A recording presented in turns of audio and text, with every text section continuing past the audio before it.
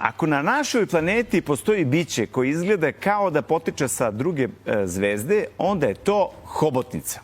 Zamislite samo to stvorenje ima plavu krv, 3 srca i dok pliva, jedno od ta 3 srca prestaje da radi.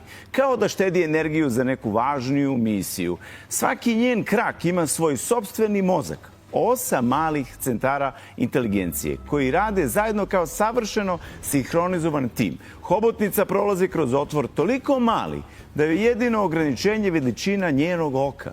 Sve ostalo može da preoblikuje, provuče i nestane. Kao i da je napravljena od vode nekako, prolazi. I to nije sve. Hobotnice imaju više gena povezanih sa inteligencijom nego čovek. Postaje čak i dokaz da sanjaju i dok sanjaju menjaju boju kože dok spavaju. Kao da prolaze kroz svoje snove, uspomene ili vizije.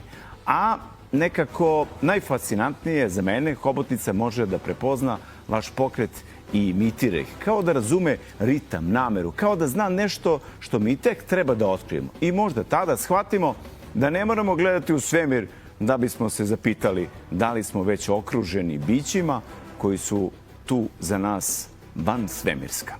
Razmislite o tome.